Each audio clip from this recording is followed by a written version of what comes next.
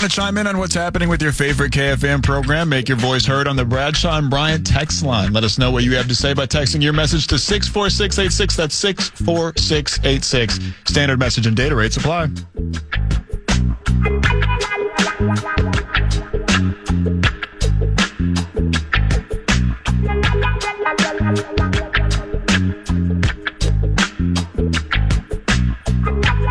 Ben Goessling covers the Minnesota Vikings for the Star Tribune and StarTribune.com, and his inclusion, 9 to noon, is courtesy of Standard Heating and Air and StandardHeating.com. Shields, Eden Prairie.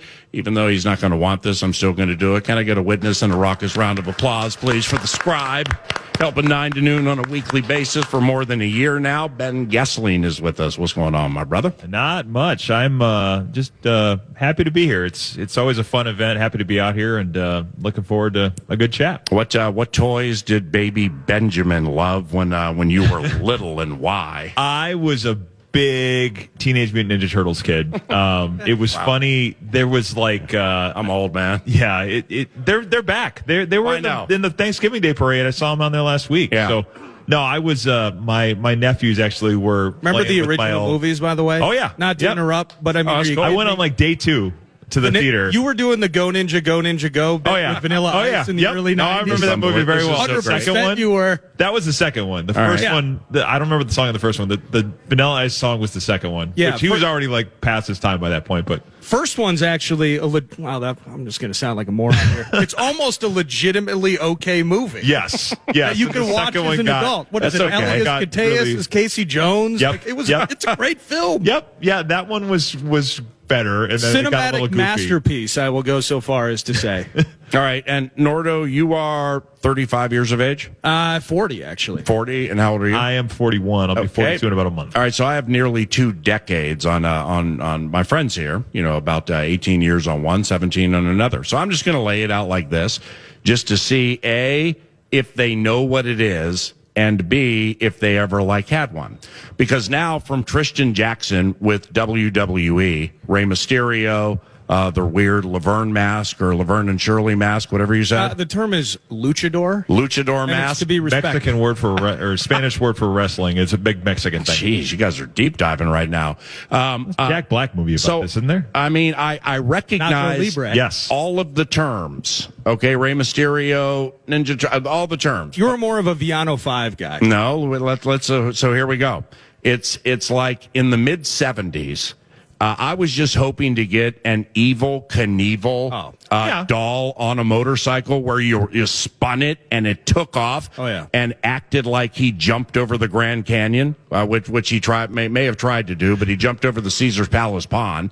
Evel Knievel, you guys remember that? I'm familiar with the reference. The con. No, well, of course. I mean, he's got to have. But did you ever have that toy? Hundreds of school buses under his belt. I did not have. I did not have that particular toy. But this is so. What about a big wheel? This is. Oh, I had a big wheel. You had a big wheel? I had a big wheel. You had a big wheel? Ever Baby get that Nord's sucker got going loose. fast and hit the brakes and slide on those plastic tires? Oh yeah. Did it have brakes? Was I too poor to get the big wheel with brakes? Because I don't remember brakes. I don't think it had brakes. You just let your feet off the pedal. Yeah, that's what it was. Close to a stop, that's some Barney Rubble type stuff. Down the hill and feet down. Oh yeah, right. Pick the rocks out of your soles. Okay, lastly, G.I. Joes.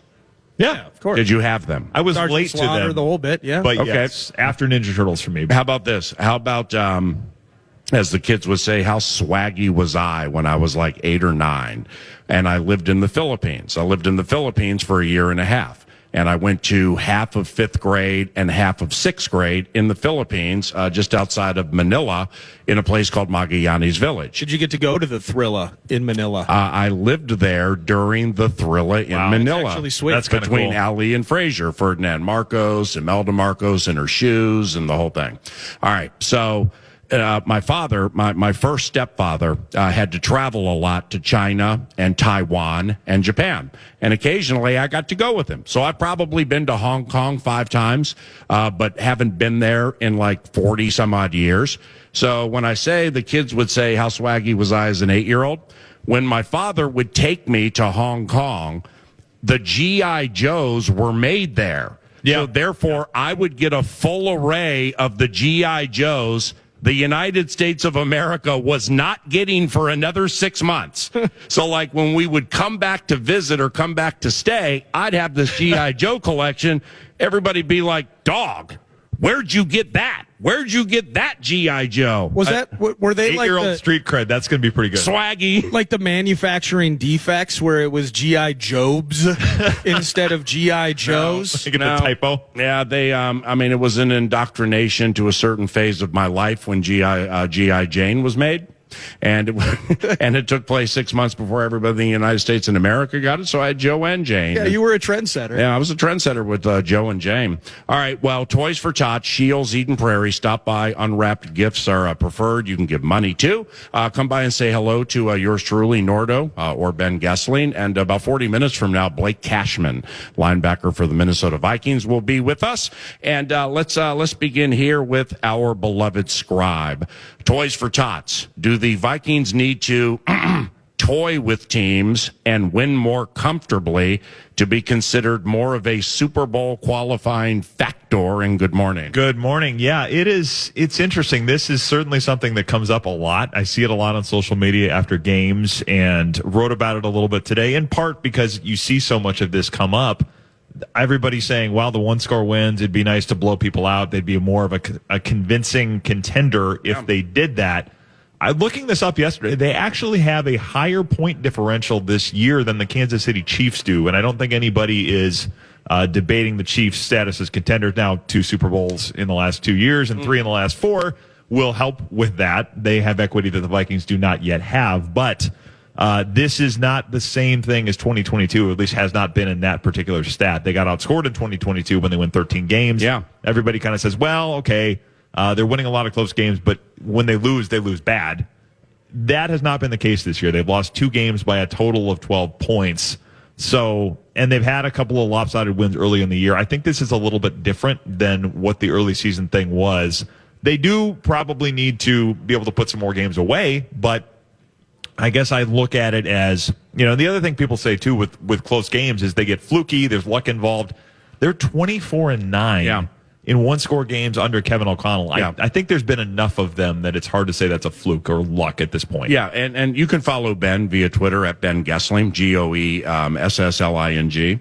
Correct? The nice thing with a unusual last name is you don't have to put the numbers on the end. Nobody else has that last name. Right. So it's Ben Goessling on all of the socials. Yeah, no CZs with Krasinski. Right. No weird underscores with Alec, and no numbers. No weird R's and V's in the wrong spot with Favre. It's Goessling. And the reason I bring it up is off what Ben just said. The tweet that he's referencing, he put out there yesterday, and I'm actually going to use that tweet in our conversation with Kevin O'Connell, which comes up about an hour or so from now, because that record in games that are decided by 8 points or fewer during his regime, or 7 points or fewer during regimes back in the 70s. It's by far the best of head coaches for the Minnesota Vikings. And it's 2.5 years into it. So it'd be like, okay, cool. We don't have a Bud Grant-like sample size. 33 is a pretty good sample size through 2.5 years. And it's like half of what Mike Zimmer did in 8. Right. I mean, in terms of, you don't want to be in those games as much as they have been. Right. He's coached in a lot of them. So the sample size is getting pretty But size. see, Kevin doesn't he's never going to say taking on the identity of your coach. He's just not one to talk that way. Like when Arizona left, and their coach John Gannon. Yeah. Their coordinator Drew Petzing. Yep. Nick Rollis from Edina, their defensive coordinator. You've interviewed or covered all of them at some point. Yep. And like Arizona left, and I'm like, that team has taken on the personality of its coach. Sure. John's tough. Yep. John's scrappy. John pushes the envelope. John ain't afraid. Yeah. And that's that team with a bunch of no-namers and youngsters drafted in rounds 4, 5, 6, and 7 who are overachieving from where a lot of people thought they would be. Yep. Now, but what I'm getting at here with O'Connell is the identity of this team is that of playing in spine tinglers. Yeah. It's that of everything being, like they should have blown out the Niners. Didn't. Won the game. Should have blown out Jacksonville. Didn't. Won the game. were blowing out the Packers, and then Thank you. didn't. Yeah, on the other side of it, they're a red zone touchdown against Arizona inside the 20 from getting blown out at home after winning 4 in a row, 3 on the road. But they're getting the money. They're getting to the wire first. So the identity can be that of tenacity, that of being indefatigable, that of being poised. Yeah. But it also, look at the Giants playoff game. It got discombobulated on the very last play. Everybody's talked about a million times, but that is the identity of this team, always being in meat grinders. Yeah, it has been that. I mean, they've been in as many of those, I think, as any team in the NFL over the last 3 years. Really, probably the last 4, because it was a lot of those the last season under Mike Zimmer as well, where they had a lot of those one-score games and lost a lot of them. Right. That is more common than ever in the NFL these days. I mean, they're on pace to set a record for one-score games yet again this year, and the top 8 seasons in NFL history in terms of one-score games are all since 2010. It's talent is pretty evenly spaced. It's rules that favor the passing games. It's refs getting involved in things late in games. Yeah.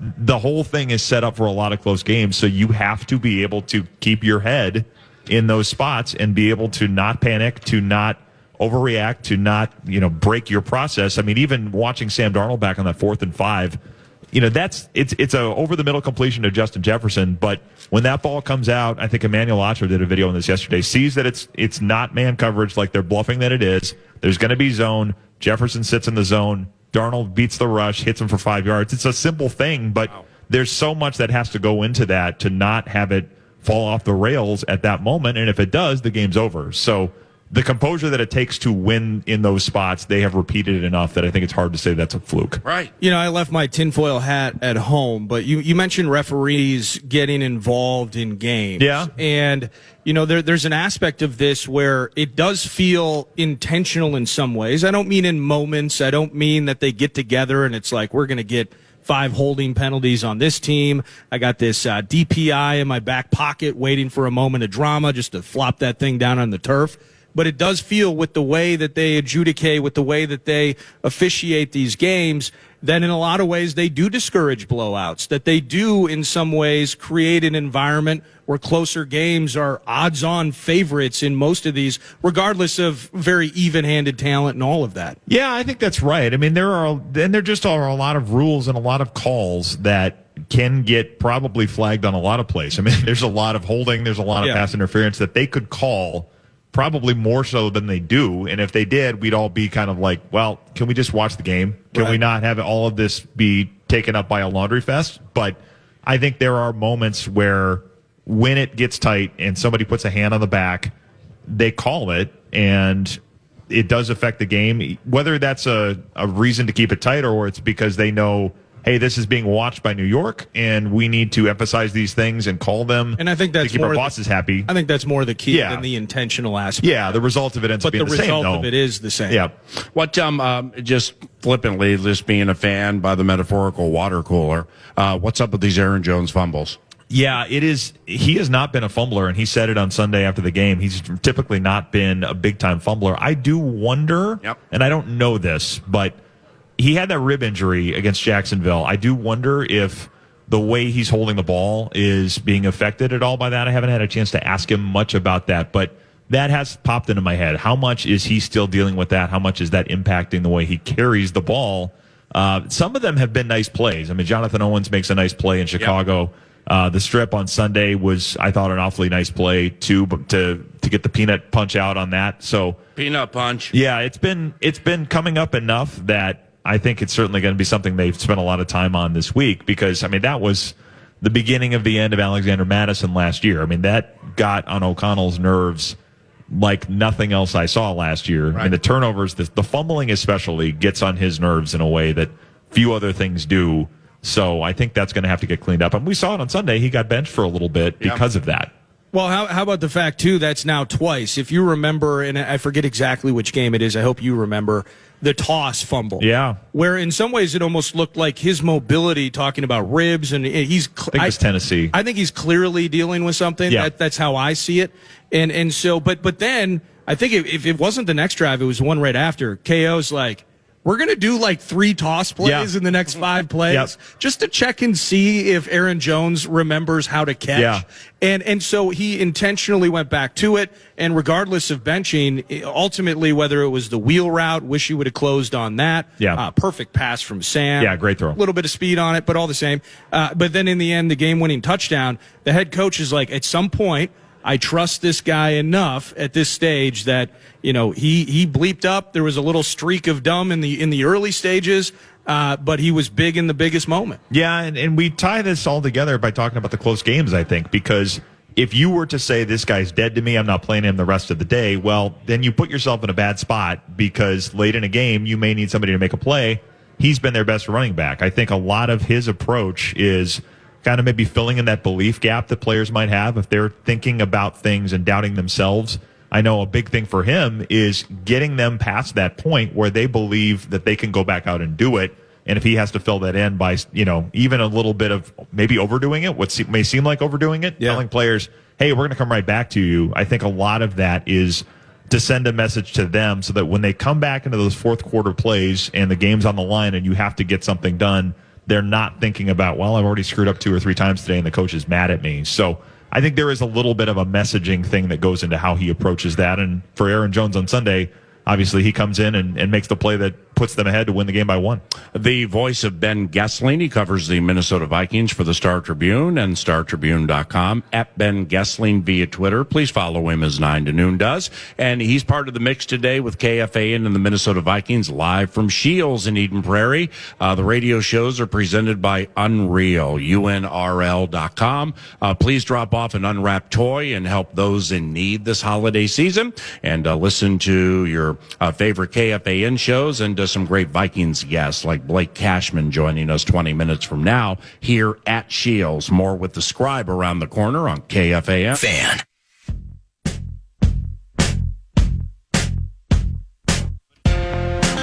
Hey, Rubes, this football season, Bell Bank is giving one KFAN listener each week $1,000 to pay it forward to a charity of their choice. Just head over to KFAN.com, keyword contest to learn more and enter today. That's KFAN.com, keyword contest.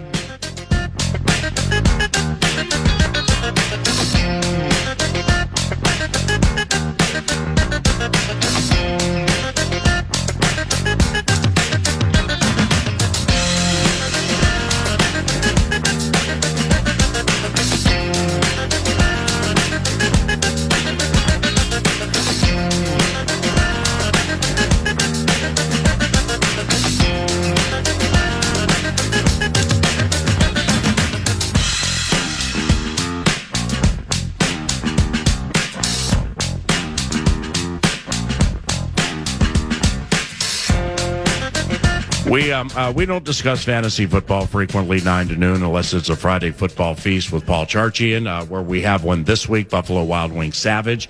But the two of my better friends, the Scribe and Matt Producer, just permitted me to lay on my own metaphorical Davenport of love. Yeah. And just vent about what happened to my fantasy football life last night. I play in one fantasy football league.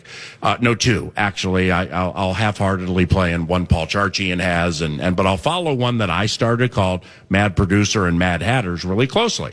And we've had it for like 4 years now, and I won it last year. It's the only fantasy football league I've ever won in my life. So I'm in the final 5, so is Nordo.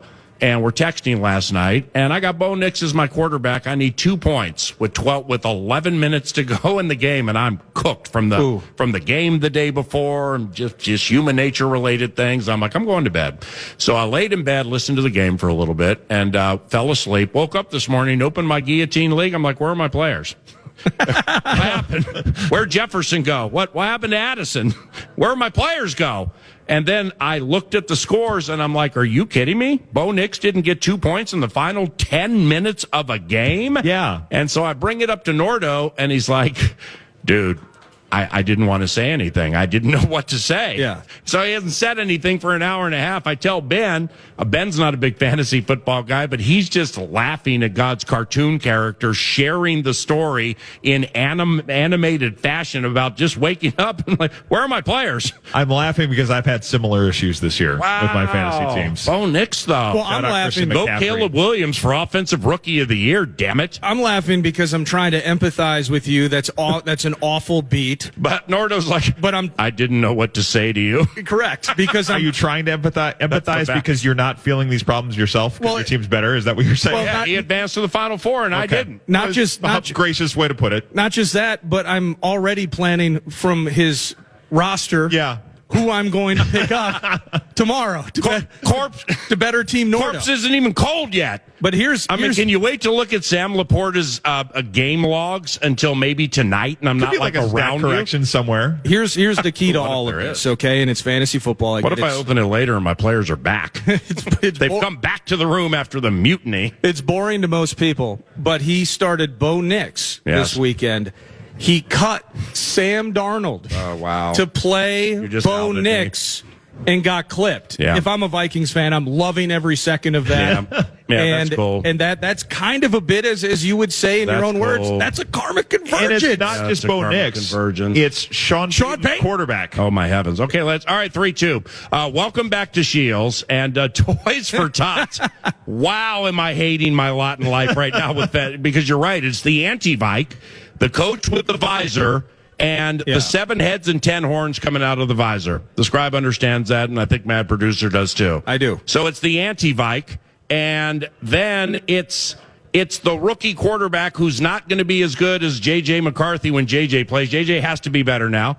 and it's the whole thing. You're right. It's Peyton. Oh, wow. Okay, 3-2. Shields, bring an unwrapped toy, please, and help others. Blake Cashman follows Ben Goessling here at Shields. The Minnesota Vikings are 9-0 when Blake Cashman plays games. Yeah. It's a team game, but I'll just lay it out like this. Why? Why is he so important? I have to admit, he has made a much bigger difference to this team than I thought he'd be a nice piece for them, but he has become very integral to a lot of what they do as a pass rusher. Right. He's great in coverage, which they have needed. I mean, I think you saw it in those games that he missed where they got picked on over the middle when he wasn't there. They've used him as a spy the last couple of weeks with some of these mobile quarterbacks they've seen. Yeah. He just does a lot of things really well, and I think there's a level of physicality that he brings to the defense that has mattered. I think there's a level of attitude, of edge that has helped out a lot as well. So he has just been a central piece to everything they do and a guy that they really never have to take off the field. So, yeah, he has been, I think, as important to them as, I mean, we talk a lot about Grenard and Van Ginkel, but of the free agents they've added, he's been just as important as anybody they brought in this year. So as you're watching things and covering things this week, you'll hear Kevin O'Connell with PA at 11. That's going to be sweet. He'll be down the line at TCO. Coordinators chatting today. Interested to hear what Mr. Flores has to say in terms of the health of one Stephon Gilmore. Yeah. And Fabian Moreau, I think it was an awful call on him, the first pass interference. Yeah. Then you had a little bit, especially on that long play, it was just, I haven't played in a while, guys. I'm not getting a ton of snaps. And he just decided I'd rather give up the penalty than a 70-yard touchdown potentially. And in some ways, actually, I appreciate that decision. 1 of 6 in the red zone were the Cardinals. We love that. But the health situation in the secondary, something to pay attention to. For sure it is. I mean, Gilmore went out on Sunday. O'Connell yesterday said he's not yet ready to rule Gilmore out for Sunday. But given the importance of Gilmore, given the number of snaps he's played in the NFL, and given the way they typically go about it with these types of players, I would think they'll err on the side of caution. We'll see how the week goes. Maybe he'll be able to fight his way through it, but especially with a hamstring, knowing how much you need him down the stretch, I would not be surprised if it is, in fact, Fabian Moreau again on Sunday. So definitely a thing to keep an eye on this week, because they've started playing a lot more man coverage too, which requires your corners to run more often than the system they play where it's a little more zone. So all of that certainly probably factors into how they go about it with a hamstring that they don't want to get worse, because they're going to need him for the rest of the regular season, and they hope for a number of games in the playoffs. Anything big with the Star Tribune this week, given the return of Kirko Chains to U.S. Bank Stadium? By the way, Kirko his last 3. Yeah. 0 touchdowns, 6 interceptions. But before that, and I'm going to bring all this up with O'Connell, before that, 10 touchdowns, 3 interceptions, 3 victories against some pretty stingy defenses. So I just Did you say over 0-6? Is that real? 0 touchdowns, 6 interceptions. Are you looking at Sam Darnold's statistics backwards? No, the 6 touchdowns and no picks over the last 3? No, I'm looking at Jarrett Stidham, wondering if I want to draft him in my guillotine league next year. But anything big at the Strip with Chains? It is interesting that you mentioned that, because I'm actually heading down to Atlanta way tomorrow. Should I not have shared that? No, it's fine. Okay. You're going to Atlanta? I'm going to Atlanta to catch up with him and just kind of see things on the ground there. Now that we're up to 4 beat writers, we've got plenty of, we got to find things for people to do. So they basically said, you just get in everybody's way. Wait, just 4 get out of beat here. writers? Yeah, we're up to 4 now. What, you, Kramer? Mark Craig and Emily Liker. Emily just started with us last week. Go ahead, Emily. Just got You're going to started. go shopping in Buckhead while you're down there? Yeah. Or it's just all business? It's going to be mostly business, but we'll see. They're out in Flowery Branch, so I'm not really in Atlanta. I got to figure out where that is by tomorrow morning. But going down there to do a story on Cousins at a moment where it's a little tense for him right now. Yeah. So like, what leads to that? I mean, like, why wouldn't you do Zoom? Well, I probably shouldn't have said that, No. because now that I know Publisher Guy, who I met at the airport, and I know he listens every single day, he's kind of like, why isn't he doing Zoom? Well, because the stories are better when you travel for them when we cover sports. So, and the ticket's already been paid for. yeah, the ticket's been paid for. Before but the 4 interceptions. Comes out of Ben's paychecks. It'll be Zoom. Well, not Zoom. It'll be him, the quarterback's coach, talk to people in the locker room. You're going to get a better story from it. I don't know that anybody's going to be in a mood to cut a vein, so to speak, with me this week, but it'll certainly be a better story from that. We figured 6 years here, as integral as he was to this team and as close as he's been with Kevin O'Connell, just going to be interesting to see kind of how things are shaping up for him and how he's going into this one. So yeah, that is the thing that's going on at the Strip this week. Is we're using our stockpile of beat writers to send one out for a couple days down to Atlanta to do that story. Yeah, that's super sweet. All right. Well, the other side of the equation, lastly, off what Nordo said, Darnold's last 3, 6 touchdowns, 0 interceptions. Antithetical, completely opposite from Chains. Plus 3 wins, clutch throws, late in all of them. Should or are you sensing via like interaction you get to stories or Twitter, stuff like that, the level of trust in Sam Darnold? I'm going to lay it out like this, and maybe fans already are there. Should fans trust him to lead a playoff team? I mean, I think that's a hard thing to say just because playoff games take on a different nature. But I will say this. He has made decisions and made plays in the last couple of weeks that have been, I think he's played his best football of the year these last 3. I mean, really that Titans game, the fumble with Aaron Jones on the pitch is early, but makes a lot of good decisions, makes a lot of big-time throws. I thought at the end of that Chicago game when he's in overtime and he throws for 90 yards and they're backed up and he gets them out of that. They have gotten the type of quarterback play from him the last 3 weeks that everybody always talks about, where things are not going well around you. It's, you have the special teams mistakes at Chicago, or you lose your top corner, or you lose a running back to various things at different times, and you need your quarterback to carry you. He has done a lot of that, especially when people are taking Justin Jefferson away. Wow. So can he keep this up in the playoffs? I think is certainly an open question until we see it, but if he plays this way, I think they have a lot of opportunity to do some things, because he is playing at every bit of that level that you need to go into the playoffs. And the only question is, will he continue to do it in January? My man, thanks for the chat. Absolutely. God bless you, and I'll see you out at the facility, all right? Sounds good. Thanks. Ben Goessling, the scribe, ladies and gentlemen, salt of the earth right here. When we return, Blake Cashman, one of the leading tacklers, one of the best defensive players for a very, very good Minnesota Vikings defense. He will join us at Shields. It's Toys for Tots. It's KFAN.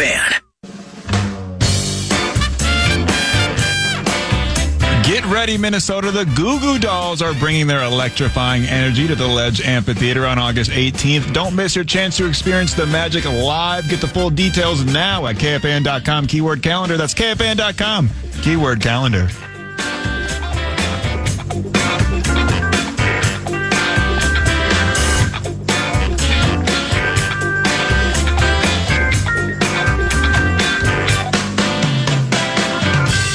Ladies and gentlemen, from the fighting city of Eden Prairie, Minnesota, a linebacker for the Minnesota Vikings by way of the Big Apple and something they call H-Town. Can we get a witness and a raucous round of applause for Blake Cashman joining 9 to noon? And I brought this up with Ben Goessling earlier. The Vikings are 9-0 when Blake plays, and when Blake wasn't playing, I was going through some of these stats during the games about the interception percentage, and it's down at 1. And Blake plays, gets up to 5, and he's a very, very good football player. And I've said this before too. You know, I've known Blake in a roundabout way, living in Eden Prairie, since he played high school football. Fist bumped him a couple of times. His grade is close to my son's. And likewise for Carter Coughlin. So, I mean, I remember Blake playing for Mike Grant at Eden Prairie High School, then the University of Minnesota, but then he goes to the AFC. And being in NFC country, you know, unless we're getting ready for a game against the Jets or the Texans or the Dolphins with Van Ginkel, I just don't follow him that closely. And I had no idea that when people say that the coordinators and coaches, the scheme needs to fit the player. Let's not shove the player into something with which they're not comfortable. I think you, Jonathan Grenard, and Andrew Van Ginkel, there are others. Do you think that's a fair way to look at it? That you just landed in kind of an ideal situation here where Brian Flores, Kevin O'Connell, and the group has empowered you to green dot, call the plays, be the leader of the defense that way, and just a complete belief in the gifts God gave you and just go out there and do them. Is that for the first time in your career has this happened? I would say so, just because for me it was my first time getting to free agency and being able to have a say in where I wanted to go and what kind of defense I wanted to play in. But I do think Kwesi, KOC, Flo, I think, you know, they did a really good job and had a really good plan when they started looking at, you know, what players do we need that can fit our scheme when looking at all the guys available in free agency. And they went and got all the pieces that this team needed to be successful this season. Was there any aspect of that? And you're coming home to Minnesota, so there's the excitement factor, some familiarity there. Maybe there's good things and bad things associated with all of that. But you mentioned it, your first time in free agency, there's an amount of research and background that you can do in terms of what Brian Flores does defensively. But in the same, you're kind of, I don't want to call it a risk per se, but you have your expectations of what 2024 and beyond would look like versus ultimately how it plays out. So far through 12 games, are you feeling like, for my first time in free agency, this ain't so bad? I couldn't be happier with my decision. I mean, I've said this like every week. Like, I love this team. This is probably the most fun I've had playing football since I was just down the road playing at Eden Prairie High School, because we have a great group of people in that building. Obviously, we're winning, so that helps. But, you know, just the relationships, the camaraderie we have, it's special. And I feel like, you know, fans and the media and people from the outside are seeing that, just how we play on Sundays. You're able to see the joy and excitement that this team has playing together. So were you a Minnesota Vikings fan when you played at Eden Prairie High School or University of Minnesota? Or are you going to hit me with a green and gold bomb here? You're going to get hit with a bomb here. Holy cow. I mean, it's no secret. If you do your research on me, I grew up a diehard Packers fan. Wow. How does that happen? So let me explain. And I'm going to bring it up like this, because I was at the Friday Football Feast, Buffalo Wild Wings Chanhassen last Wednesday. I've gotten to know a guy quite well named Bo Allen. I'm sure you know Bo Allen. Minnetonka High School, played before you.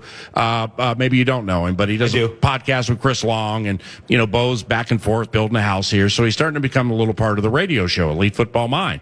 All right, well, he's a stud at Minnetonka High School, becomes a Wisconsin Badger, and then that's fine. And then from there wins the Super Bowl with the Philadelphia Eagles at U.S. Bank Stadium, where the Vikings play. And he's never been a Vikings fan, just didn't really care about him. And I just wonder how that happens for a football player growing up in a state where it's the most popular team. So once I started watching football at a young age, I was drawn to Brett Favre. Yep. You know, he was an exciting player to watch, gunslinger, played with a lot of enthusiasm and passion, and he quickly became my favorite player. So naturally, I started cheering for the Green Bay Packers. And, for the most of my childhood, Green Bay was really good. So it was an easy team to cheer for. But I can confidently say that probably 2019, the new year, when I started preparing for the NFL Combine, the NFL Draft, getting ready for, to pursue this dream of mine. Yeah. Like, I quickly stopped becoming a Packers fan, and I was going to become a fan of whoever was going to give me the opportunity to play, because it's amazing how you quickly start to, see the game that you love, how it operates as a business, and that passion, I got it. Fandom, it changes. Okay, so you're 28 years old, right? Yes. Okay. Well, 2009, when your favorite player, your football BFF, best Favre forever, he plays for this team, the Vikings. So it's 2009, you're like 13. So we're middle schoolish, we're getting close. How'd you feel about that? When Favre played for the Vikings, and it's one of the greatest seasons in the history of Vikings football. Oh, the Monday night game in October? Yep. Monday night How game. was that? I ran out of that Lambeau tunnel, didn't he? It stung. It stung. I was hurt to see it, but Your game-worn Clay Matthews, you left that at home that night? I did. It hurt to see, but I will say when the Vikings made a run into the NFC Championship game that year, You were on board. I was on board. Yeah, of course you were. Cheering for the Vikings. I wanted to see Brett Favre win a Super Bowl, and I wanted to see the Vikings win a Super Bowl because I know how important it is to this state, to the fans, to the city. Well, now you can help. Now you can help with it. Yeah, how about this that? has come full circle. I sure hope so. Wow, this is football repentance from the gridiron gospel. Well, how about this? Let's stay in the past a bit. You were part of a Gophers team that took the axe back after a long wait. Right. And my sources tell me that after a targeting penalty, you ultimately had to celebrate with the axe in street clothes. So that's a combination of being irritated that you got knocked out of the game, but celebrating the fact that you won. But think about from that moment to now where PJ's team, has won 3 of 4 against the Scotties. How cool is that for your alma mater? It's great to see because, when we won the Axe my senior year, we hadn't won it in 15 years. Ooh. That's a long drought, a lot of pain. But to see them, over the last, 4 or 5 years, being able to control that game and keep the Axe at home is huge. Yeah, they're not even going to a bowl. How about that? It's awesome. Love seeing it. I love seeing it. Yeah, Van Ginkel loved it too in the locker room when I was doing the drive-bys, and I'm like, I need one more question. Sorry about the Axe on Friday. And it was like, dude, it was such a clutch. We've been to a bowl game 21-22. I mean, he just let it out. Yeah, he's pretty disappointed. Hey, how about Andrew Van Ginkel, by the way? I mean, you played with Jonathan Grenard in Houston, so 10.5 sacks is what I think it was, something like that, the final year that you guys were there. So you've seen it with him. But like Andrew Van Ginkel, did you know him before you started playing with him and have any idea? You'll appreciate this name. Shoot, I think you might have played with this kid, Antoine Winfield Jr. Antoine Winfield is the greatest corner in the history of Minnesota Vikings football. And in all the years calling his games, and then talking to him after about what he diagnosed, and he saw this little ankle move, and when this right foot does this at this, ready, like the middle of the ready, I know what's coming. And he was the greatest scholar of the game defensively with whom I've ever worked in all my years calling Vikings football. Well, Van Ginkel is charging at him with this scholarly stuff when he jumps these screens or these passes to the side and stuff. Did you have any idea he was this good? I think Van Ginkel, we call him Gink or the Gink.